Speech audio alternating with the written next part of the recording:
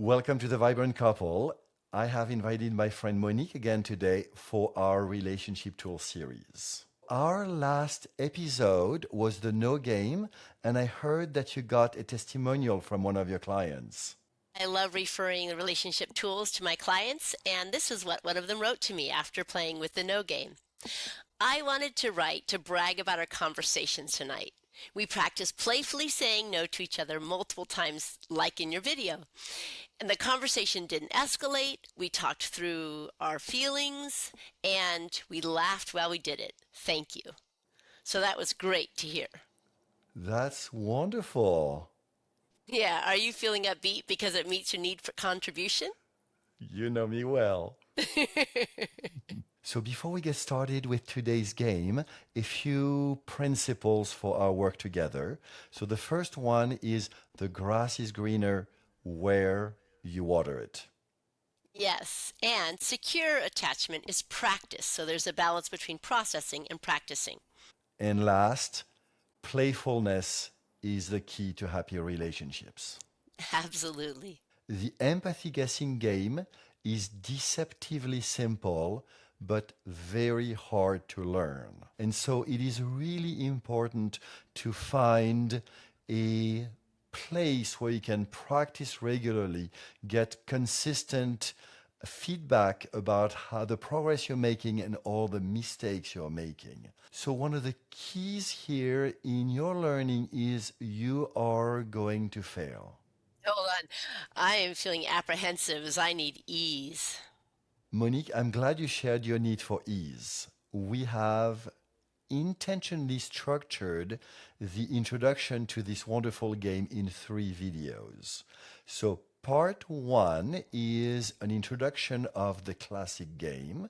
We are going to have vignettes throughout the video of applications of the empathy guessing game, and we're going to have a short Q&A. Oh, fantastic. Now I'm feeling curious because I need that support for my learning. Yeah. So video 2 will be a review of video 1 and of the vignettes. And in video 3, we will introduce a more advanced, more natural version of the empathy guessing game. And we will have also a more in-depth Q&A session. In today's video, we're going to talk about what the game is. We're going to talk about the expected benefits. We're going to have one role play and then our usual Q&A. What I love about the empathy guessing game is it comes from nonviolent communication, or known as NVC. And nonviolent communication, as a script form, is a conversation led by a series of "Are you feeling blank?" because you have a value or need for blank and nothing else. Nothing else? Nothing else. Step 1, your partner talks for 3 minutes. Step 2, you make your first empathy guess. Are you feeling this because you value or need that? Nothing else. Step 3, your partner responds to the accuracy, the validity of your guess, and only to that. And then you repeat. So which means that you continue doing a series of step 2 and step 3 until you have made the most correct empathy guess. As you're learning the empathy guessing game, I believe it is really important to debrief.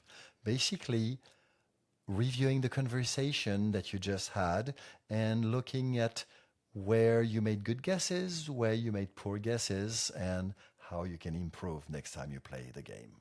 And of course, step 6, appreciation and celebration of each other, of the effort you just put towards improving your relationship.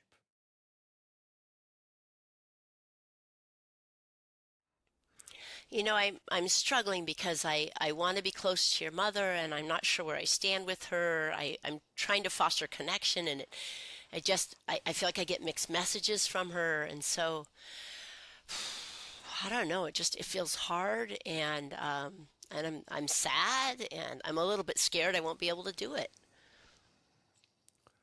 So, Monique, are you frustrated because you have a need for clarity on how you stand in your relationships. Yeah, I'd like clarity, and I really would love to foster connection. I'd really like to feel closer to her. So are you also feeling sad because you do not have with her the connection you would love to have? Yeah, I just always thought I'd be close to your mom, and I just, I do. I feel sad. Thanks for helping me feel that feeling. Mhm. So it's a combination of frustration and sadness because of the lack of clarity and also the desire you have for connection. Yeah, yeah, I just picture us being, one family, and that just sort of adding to your and I's love together. So, yeah, I think mostly sadness. That's what's I'm really connected with this morning when you're checking in with me. I'm really feeling the sadness.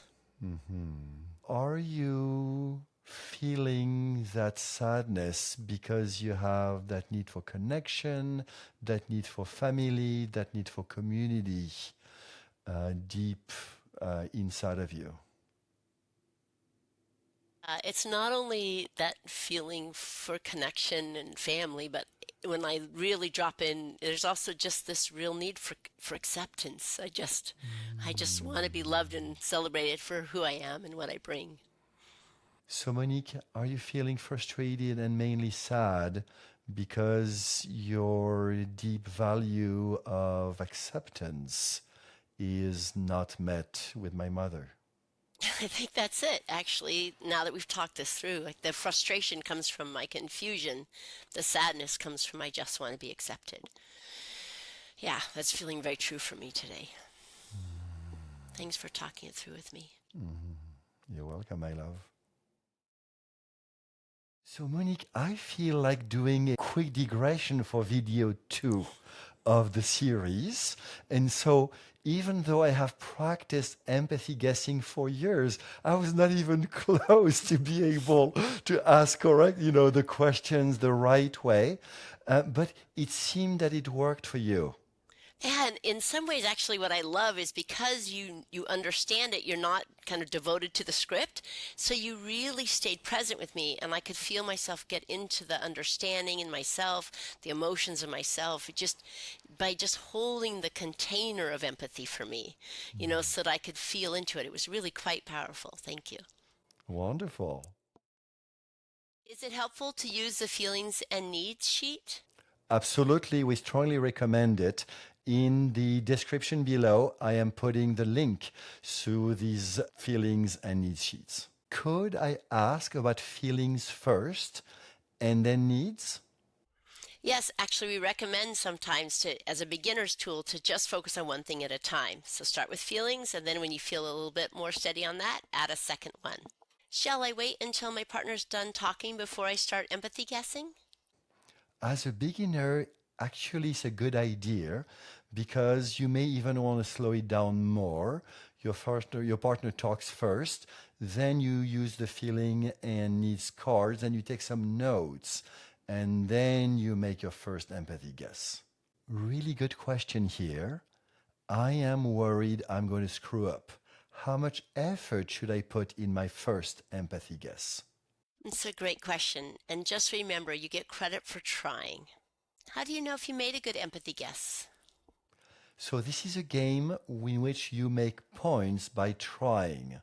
So making an empathy guess is success, and then making a second empathy guess is success. And as you keep making empathy guesses, of course, paying attention to how your empathy guesses are impacting your partner, then you are able to get to a much closer final empathy guess that is close to how they feel and what they need. Is it important to know my own feelings and needs? So if you were my client, I'd ask, are you feeling concerned because you have a need for clarity? The answer here is that it's foundational to know your own inner feelings and needs before you start working with others. So you might practice for a week or two, just checking in and guessing your own feelings and needs, and then starting to add your guesses for your partner. And it's really good to take a deep breath as you're conversing with your partner and really connect to your body, because this is part of somatic experiencing and really knowing yourself. My partner isn't comfortable with the word need. He has this really macho Italian father who taught him that boys have no needs. What should I do? You know, I'm hearing that question a lot. Of course, the Italian part changes every time, but the question remains the same. And so many people are uncomfortable with the word need because they believe it makes them needy. And so it's good to use the word value instead. I'm worried that this game would make me even more vulnerable with my narcissistic partner. Good call. This is not a game to play with a person who has strong narcissistic tendencies. My partner and I have been practicing this game a few times, and our conversations have been very slow and very cumbersome. Are we even on the right track? My empathy guess would be that this question comes from concern because somebody values competence. My answer would be that the empathy guessing game has a very long learning curve. The empathy guessing game is one of the best ways of developing empathy, and you are very likely to fail miserably at least a few times as a beginner. So, your homework before video 2 is to review this video and look for the vignettes that Monique and I have intentionally left throughout the video. Most of the time, we followed the traditional empathy guessing game format, but intentionally at least once, we have followed a different format. And so, bonus points for you if you find those and find why they are different from the traditional form. If you enjoyed this video and it inspired you to develop more emotional intelligence, please hit the like button below and subscribe so you can be notified when the Vibrant Couple publishes new juicy content. I look forward to seeing you very soon.